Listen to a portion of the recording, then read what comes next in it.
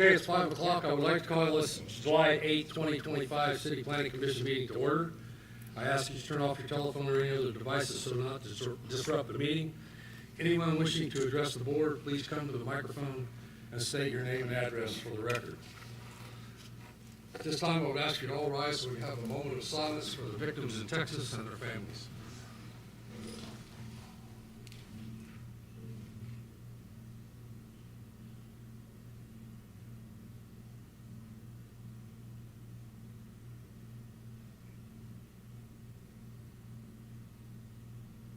Thank you. First order of business is approval of minutes. Move to approve. Second. Any questions, comments, or concerns on the minutes? Hearing none, I'll call for a vote. All in favor of approving the minutes, please signify by saying aye. Aye. All opposed? The minutes are approved. Director Sheehan. Yes, before we get into the agenda, we have one case that is going to be continued. Item number 3, case P14Z25. That's the property at 1441 East, 400 South. They have asked for a continuance. So if you're here for that case at 1441 East, 400 South, I'm sorry, but it will not be heard this evening. So the first case we have on the agenda, Mr. President, is case P18Z25, the petition of the Hickman Family Trust. Thomas Hickman requesting the Kokomo City Planning Commission petition and recommend to the Kokomo Common Council for change in zone classification from C2 medium to large-scale general commercial within the WHOL, that's the wellhead overlay, to LI, low-intensity industrial business park within the wellhead overlay. This is property at 1983 East Jefferson Street. Move to approve. Second. Is there someone here to represent this case? Please step forward.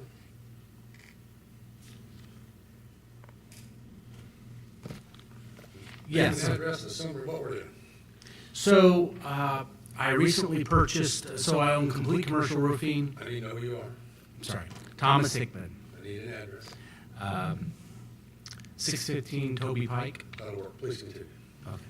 So I own Complete Commercial Roofing at 615 Toby Pike. I recently purchased about 2 years ago a property south of that property, which is the one on Jefferson. I just closed on the property north of my property, which is a wooded area. That's also zone L1. The business is also L1, and so I'd like to eventually put all those lots together as one lot, making them all L1. I believe the restrictions are still there, whether it's L1 or commercial. So it would just make it simpler for me to do something with that property in the future if they're all zoned in the same way. Thank you. You have any questions from the board before our staff report? Director Sheehan. Staff report for case P18Z25. Thomas Hickman, on behalf of the Hickman Family Trust, is requested a change in zone classification in order to sell in the future. The adjoining property uses to the north, LI, low-intensity industrial business park, to the south, C2, medium to large-scale general commercial, to the east, IS, institutional use, and C1, small to medium-scale general commercial, and to the west, AR, agricultural or residential, and C2, medium to large-scale general commercial. According to the City of Kokomo Comprehensive Plan land use map, this area of East Jefferson Street is classified as being an area for office, high-tech, light industrial. This designation is classified for employment centers that utilize medium to large-scale buildings with medium to large-scale parking lots. Also, these facilities have low impact environmental or aesthetic impact on surrounding areas. Land use goals to encourage orderly and responsible development, to promote health, safety, and quality of life of residents in the City of Kokomo while maintaining Kokomo as a leading community for affordable housing. Relevant land use objectives are to encourage adequate land for residential, commercial, industrial, institutional, and recreational uses.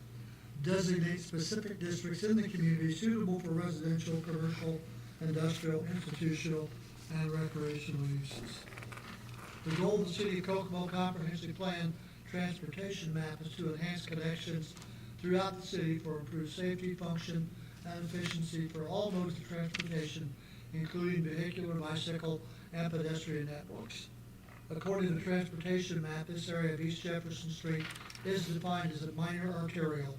A minor arterial is a street that collects and distributes traffic to and from collector and primary arterial streets. Traffic count for this area is listed as being 2,323 cars per day. From the City of Kokomo zoning ordinance C1, small to medium scale general commercial, and AR, agricultural rural residential, are not appropriate adjacent districts for the L1 intensity industrial park. However, there are multiple lots currently zoned as AR and C1 that border the LI zone properties. Therefore, the staff desires that the board forward a favorable recommendation to the Kokomo Common Council. Is there any questions from the board? Is there any questions from the audience? I was just going to speak, just generally. Can you give us your name and address, please? Yes, sir. Baylor Woolley, 100 West Walnut. I'm an attorney at McCann Legal for Advanced Distribution. Essentially, they're directly across the street, about 800 feet to the north of this property being rezoned. There's currently a pending litigation for Mr. Hickman's business directly across the street, which is the northern property where he's discussed previously. There's been a drain that was put in the previous years, and essentially this litigation involves this drain, and we're just asking for a stay or a continuance. And I have some pictures here. Basically, the idea is we'd like to resolve this draining issue before there's any type of other further projects in this area that could increase the flooding. So if I may distribute these amongst some of you guys. We can share.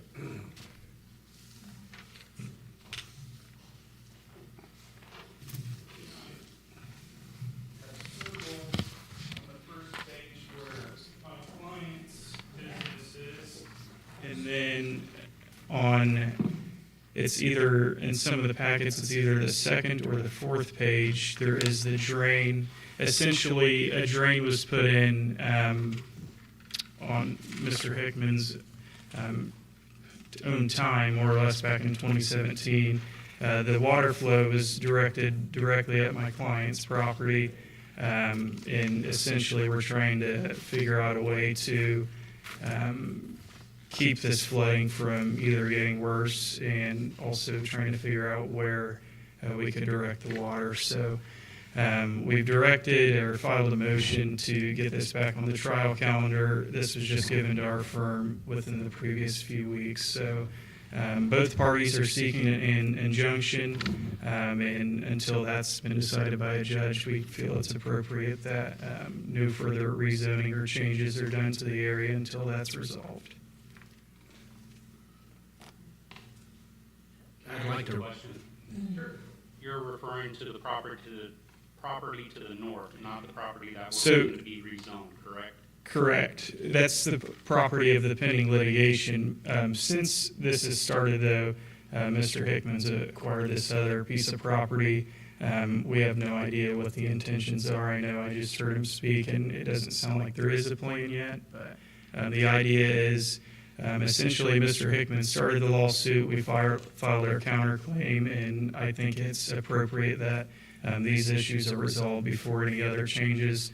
The property that he's requesting to be rezoned today is only 800 feet from my client's property. So given the close proximity, I only feel it's appropriate that any rezoning is more or less not considered until this injunction's been ruled on. The rezoning, though, wouldn't affect drainage, I mean, until they Correct. came back with any Correct. type of There would be plan, I mean, which would have to come through this board again, so I mean, there would be no changes to the property. But not only that, it's the property to the north. It's not even the property we're looking at. It's actually the property to to the south. That's what we're looking at. But the Yes. property he's talking about is in litigation is the property on the north, which is totally different. There's already zoning. And essentially, we're just here to preserve our record and our position that, any further changes naturally could not only affect the current conditions of the land, but make it worse for my client. In the I event. don't think a rezoning would necessarily do that, and as Mr. Greco explained, we have a process called the development plan process, which takes into account drainage, things of that nature, where they would have to present a plan showing how they're gonna handle that water and everything else. I think your point would more appropriately be made at that stage. And that's entirely fine. My client was concerned, he's out of town, and he wanted to make sure those concerns were conveyed today. Right. Absolutely. Fair enough. Thank you. Now maybe I Sure. Okay. Thank you for your time on this. As John Pike is well aware of the situation, TJ, you are too about the situation.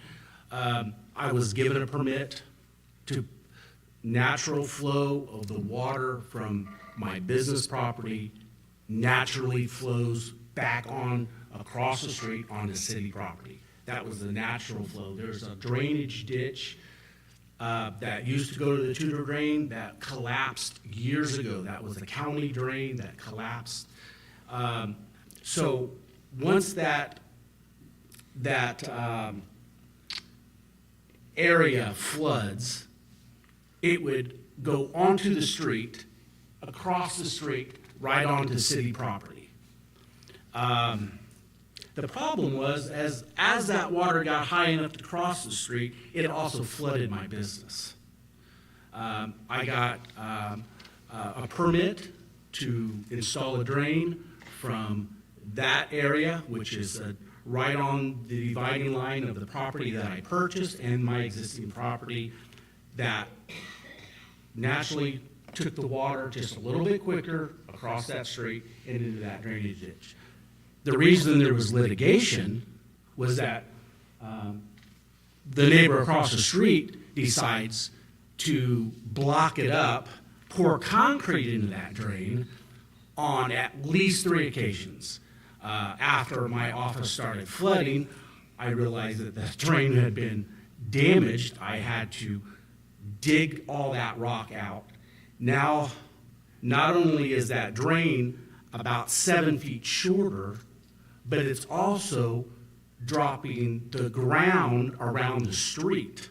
So not only did he damage the drain that I had a permit for, but all the ground around where that drain emptied is eroded and going all the way almost to underneath the street. The litigation was to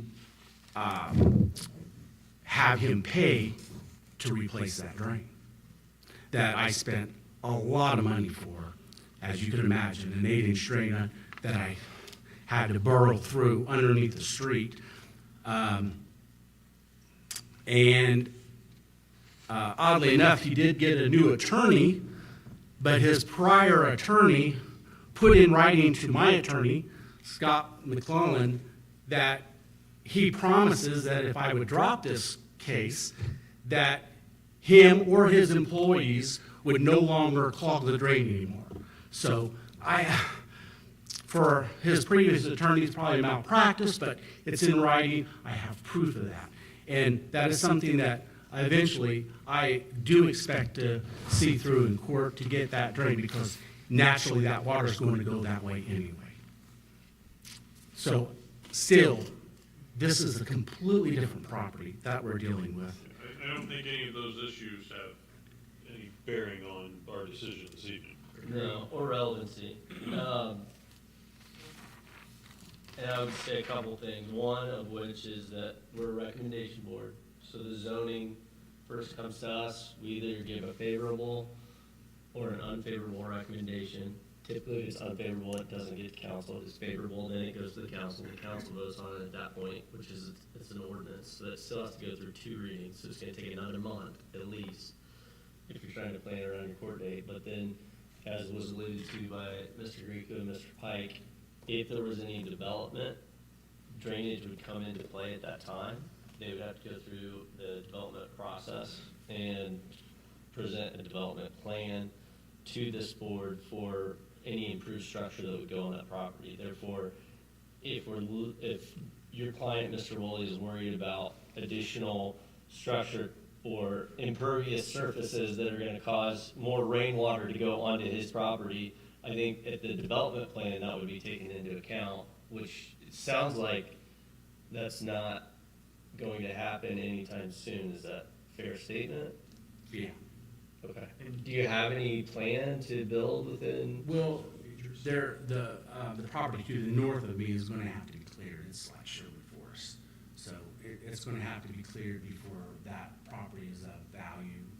So, yeah, we're talking several years down the road. Yeah. Just kind of for the record, the Sure. drain that is this discussion, it was put in without a permit, and he was fined by the city $1,000 for doing that. That's since been taken care of naturally, but naturally, we're just trying to defend that position, so. I don't know where you got that information, but that is inaccurate. Well, There was either no way, fine, you're but entitled. it really, it's not tonight's discussion. It's irrelevant for the purposes of. Correct. Any other questions or comments from the audience? Any questions or comments from the board before I call for a vote?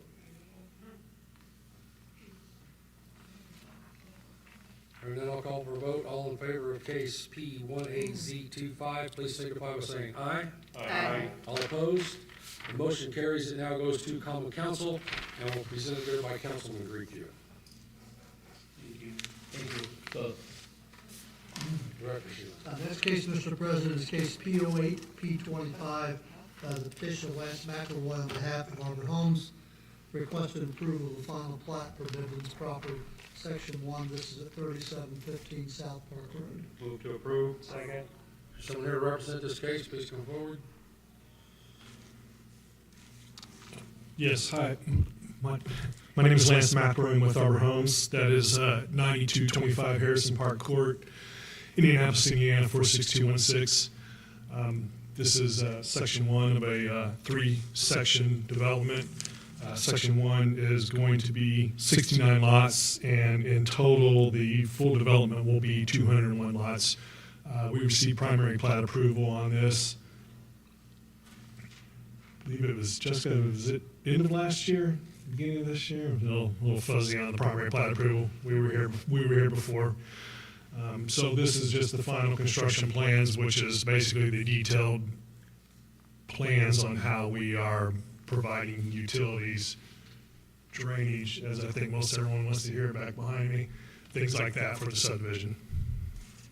Everything was taken care of at plat by last month, actually, except for drainage board approval, which they obtained maybe 3 days after our planning commission meeting last Right. month. Right. So that's why it got continued last month, but everything on my list was taken care of, and then they obtained drainage board approval. Like I said, just 3 days. I just wasn't comfortable giving full final plat approval without the drainage board, because this is all going into a regulated drain, not a city drain. Right. So Right. I wanted the county to approve it before we did. Right, and I think I was here a month ago and asked for a continuance, and we had some discussion about it at that point. Any questions from the board? Any questions from the audience? No questions. Okay. Belinda Sabinsky, 1313 Zartman Road. For years, our property has been flooded from that field, beginning where your plot 1 is, coming down, coming across the back of our yard, the front of our yard, across the street, all the way down, and we just want to know how this is going to affect that. Is there, whose responsibility is it to help us? For years, people have gone and asked for help and been assured that it would happen, and it's never happened. And on top of all that, since we've become part of the city, we've been charged almost $40 a year for drainage. For what? We don't even know what that's for. It's just all of a sudden we get a bill saying we owe this money. because you have a county regulated drain that goes through that area. But it's in this, if we're paying the city. I understand. Right, that's a stormwater That's a fee. You were stormwater paying that to the county, Right.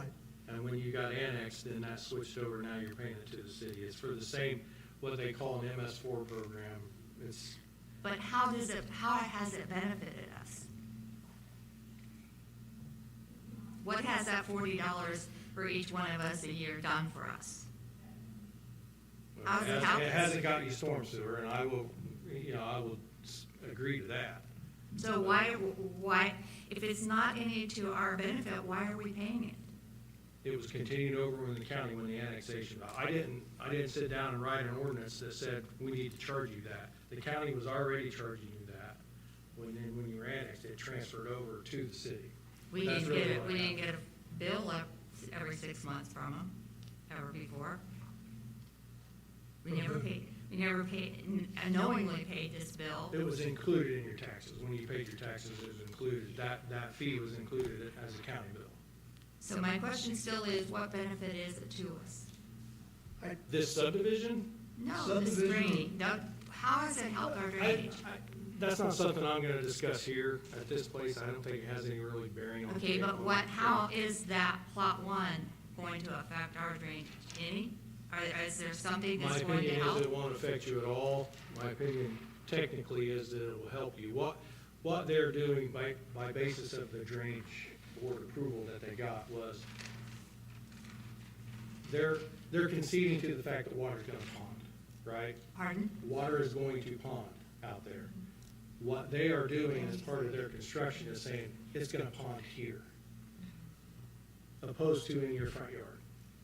They're creating detention ponds so that they can control where the water pools and then release it into the drain or the ditch in a controlled way. So the hope is that it diverts water that's currently ending up in your yard into those detention ponds and then is released into the drain to where it doesn't become such a problem for you.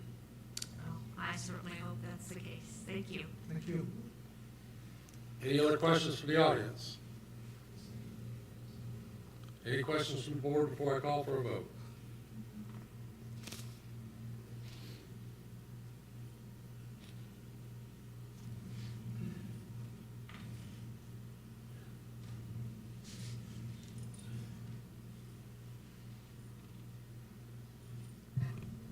My name is Louis Bender. We live at 1711 Zartman Road.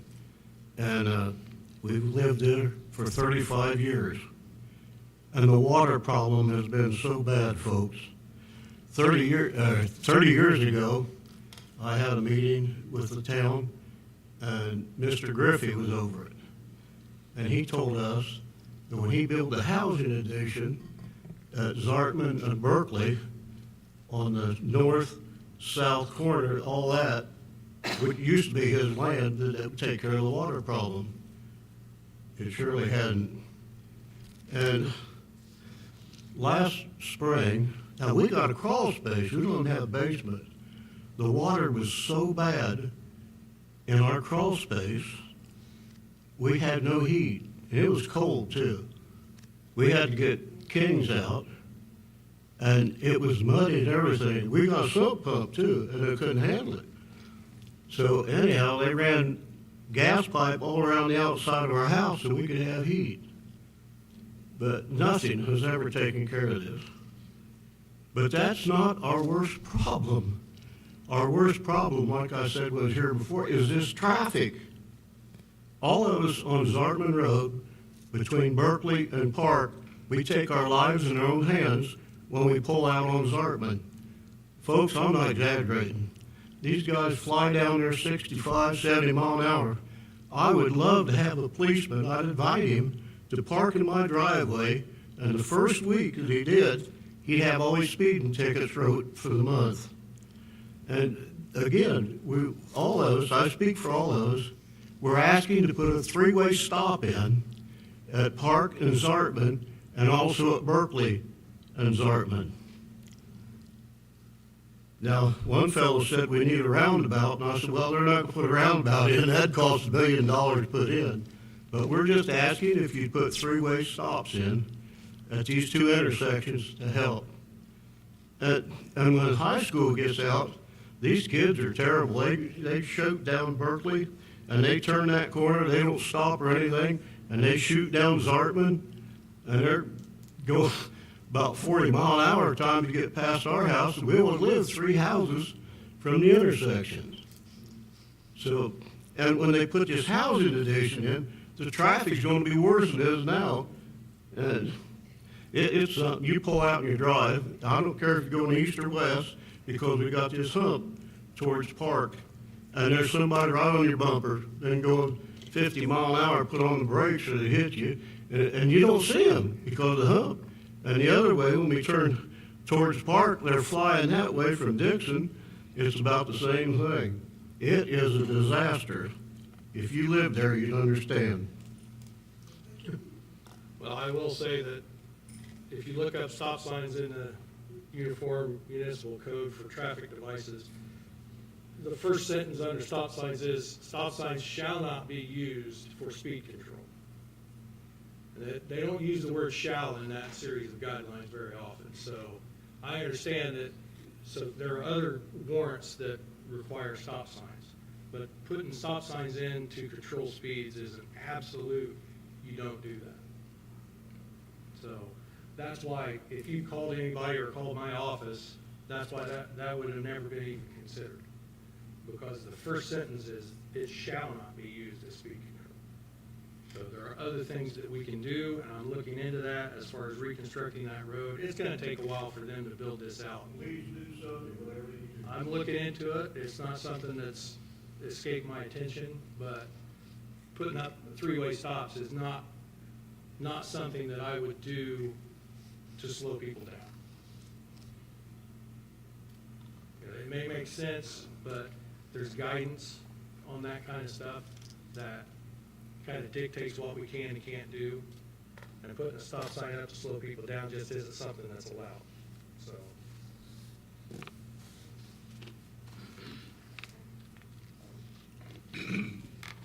Any other questions from the audience?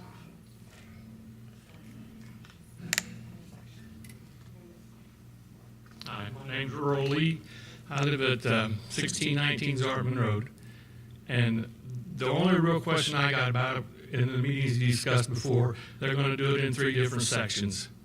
So they're going to build one, then they're going to build the other, then they're going to build the other. Well, we've seen them come in and go before they ever get anything sold or completed. And that just concerns me about the drainage and stuff. If they come in and do one retention pond or don't finish the other one and then it's left, then what do we do? Well, it would be no worse whenever they leave it. I'm not saying they will. I mean, this particular company has a fairly good track record of finishing out housing additions. They've done several. So they found a pretty good market here, and I understand markets could end and everything else, but they're not gonna be allowed to leave it in worse condition than they found it, right? So they won't, I'm telling you they won't. So if they build section 1, they won't be putting any water onto you. They'll be collecting water, diverting it, and agreed, it may only be a third of that water, but it'll be a third less than it's coming to you now. And they're not gonna be able to put more onto you. That's not gonna be allowed. So wherever they stop, you're gonna be in better condition than you were before they started. That's my opinion. All right.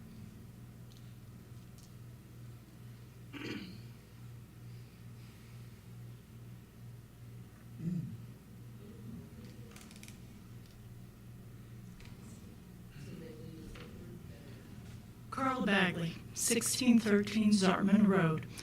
I'd just like to make a comment about this board. I feel like you're more concerned about Arbor Homes and the tax money that it is going to bring than you are about the individuals that are already living here and have been paying taxes for an extended period of time, putting up with the water that should have been addressed and facing the problem of additional traffic and the aggravation that we're going to go through as they're building this. Thank you. Any other questions from the audience? Any questions from the board before I call for a vote? Hearing none, I'll call for a vote. All in favor of case P08P25, please signify by saying aye. Aye. All opposed? Motion carries. Director Sheila, is there anything other business? I have no other business tonight. Next on the agenda is approval of claims.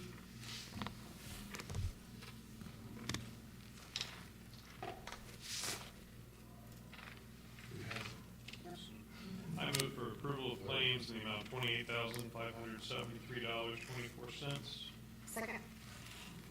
We have a motion and a second for approval of claims. All in favor, please signify by saying aye. Aye. All opposed? Claims are approved. Need a motion to adjourn, folks. Move to adjourn. Second. All in favor? Aye. All opposed? Thank you for coming.